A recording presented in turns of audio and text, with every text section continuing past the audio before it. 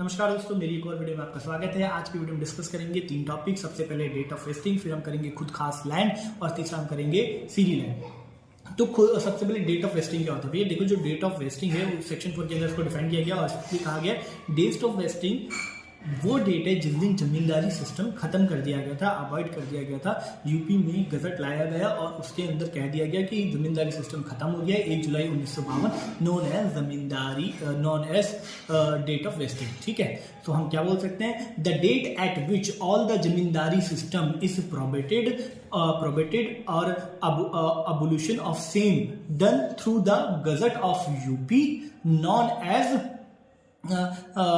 Date of vesting. और वो date क्या थी? 1 जुलाई 1952। ठीक है, 1 जुलाई 1952 थी। ठीक है, there is no more existence of zamindari system known as date of vesting. मतलब जिस दिन जमींदारी सिस्टम का कोई एग्जिस्टेंस नहीं रह गया था, जिस दिन जमींदारी सिस्टम को प्रोबेटेड किया कर दिया गया था, गजट लाके, यूपी गजट में लाके 1 जुलाई 1952 को known as zamindari system, known as date of vesting. अब क्या था? खुद खास लैंड क्या होता है भैया? देखो, खुद खास लैंड क्या होती है? Khud khas lands are the those land, khud khas land वो लैंड्स थे, वो जमीनें थी जो कि जमींदार लोग अपने पर्सनल यूज के लिए रखते थे। मतलब उनकी पर्सनल लैंड होती थी जिसपे वो खुद कल्टीवेशन, खुद उगाई करते थे, नंबर 1, या फिर अपने किसी लेबर या अपनी किसी फैमिली मेंबर से वो उस पर कल्टीवेशन करवाते थे। ऐसी जमीनों को खुद खास लैंड कहा जाता था। खुद खास लैंड कहा जाता था। ठीक है भाई।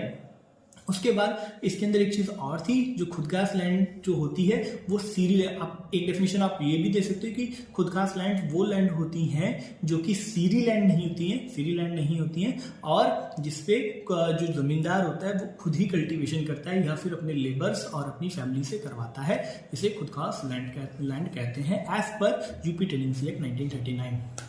दूसरा, इसकी जो खुदखास जो लैंड थी वो अटेन की जा सकती थी, ली जा सकती थी। यूपी टेनेंसी एक्ट 1939 के बाद भी इन लैंडों को खुदखास लैंड मतलब ली जा सकती थी। ठीक, अब कहते हैं सीरी लैंड क्या होती है भैया? सीरी लैंड भी एक पर्सनल लैंड ही होती है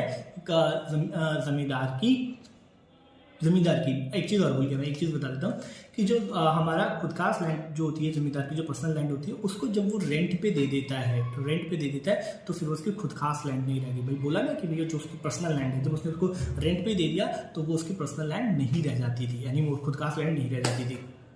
ठीक है, और सीरी लैंड क्या होता है? सीरी लैंड भी वो पर्सनल लैंड्स होती हैं, वो अच्छी लैंडें होती थी, पर्सनल लैंड होती थी जमींदार की, जिसपे वो अपने खुद के लिए कल्टीवेशन करता था। और अगर वो उसको टेनेंट पे मतलब रेंट पे दे देता था तो वो तब भी उसकी क्या नाम है, सीरी लैंड मतलब खुद की पर्सनल लैंड ही रहती थी। मतलब अगर कोई बोले कि खुदखास लैंड क्या है, वो भी उसकी पर्सनल लैंड थी। सीरी लैंड क्या है, वो भी उसकी पर्सनल लैंड थी।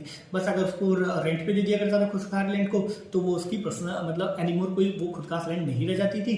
सीरी लैंड को अगर वो दे भी देता था तो भी वो उसकी पर्सनल लैंड रहती थी। ठीक है, 1939 के बाद ऐसी लैंड्स को can not attend such land, ऐसी लैंड को अटेंड नहीं कर सकते थे, सीरी लैंड अटेंड नहीं कर सकते। 1939 के बाद हमारे खुदखास लैंड अटेंड कर सकते थे।